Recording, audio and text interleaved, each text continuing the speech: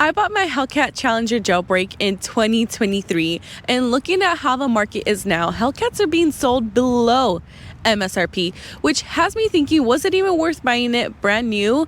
And would I buy it again in 2025? Or is it just too much horsepower and speed as your grocery getter? Can you justify the total cost and maintenance of a car that is no longer in production? Or is it just a status symbol to flex on others? Right off the bat, you have that wow factor. The Hellcat Challenger is a powerful coupe with an intimidating 717 horsepower engine, and the whine alone commands respect on the streets, making this Mopar very distinguishable based on sound alone. Is owning a Hellcat Challenger without another daily driver even practical? Is all that horsepower worth the price tag now? This sports car is designed for straight line speed. It is built for drag racing. It is not for daily driving. And since it's built for drag racing, that means you're gonna want to take it to the track. But let's be realistic here. How many of us actually have a track available to us? I recently had 2 of them that were torn down, and it pains me because I never got a chance to take my Hellcat to either of them. Second, how many of us actually have the time to do so? Because I'm pretty sure the average person doesn't have time to go once a month, let alone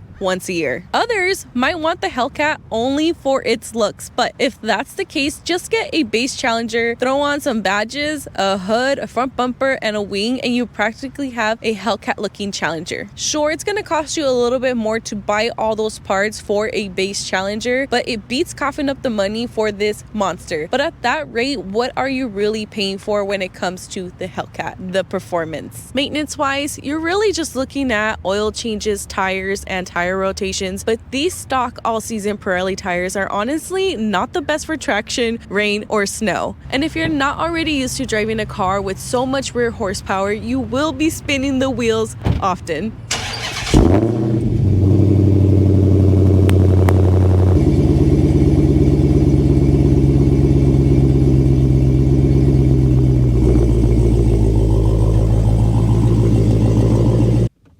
Now, this car is designed to make a statement and will turn heads no matter where you go.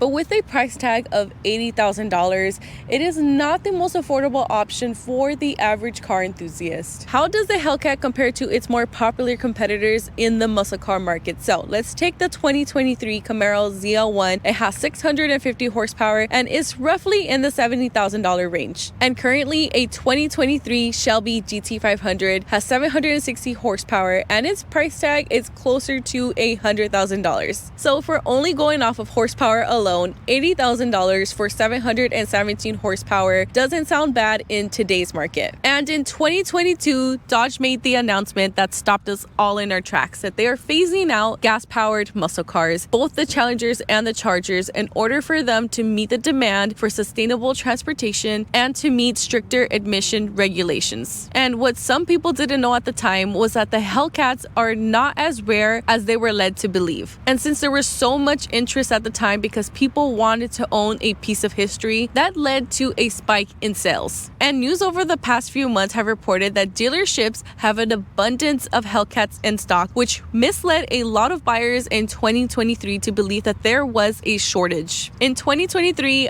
about 45,000 units were sold, compared to in 2024, only 27,000 units were sold, which ended up leading to the cost of the Hellcat Challenger to start to decrease, which led to a lot of dealerships marking down the Hellcat Challenger below MSRP. While this may not matter to you if you already own one, you may want to consider this if you're still in the market to get one of these gas guzzlers. So it's not so surprising that this Mopar actually loses value faster than some of its competitors. So if you're thinking of buying this Mopar on the possibility that this would be worth more at the end of production, I caution you to rethink that based on today's market. But if you've been eyeing this sports car since its debut in 2015, then by all means, chase your dreams. But with a price tag of just a little under $80,000, it might not be realistic for many. With all that said, is the Hellcat Challenger a want or a need in your garage? In my opinion, although it has 717 horsepower, it is quite impressive. But to be honest, I think it's more of a want because you're still gonna need a daily driver because you can't drive this out during the rain or in the snow depending on where you live. So you might actually need to store this away during the winter. And I personally do not find this car comfortable for commuting long distances either. But that doesn't take away from the fact that this is a car lover's ultimate driving experience off the track. So if I had to buy this all over again in 2025, I would, and take advantage of the fact that it is below MSRP. Share your thoughts on the Hellcat Challenger in the comment section down below. Subscribe for more Hellcat content. I also have a playlist on the Ford Raptor. Thank you so much for watching and hanging out with me today. I'll see you guys in the next one. Drive safe.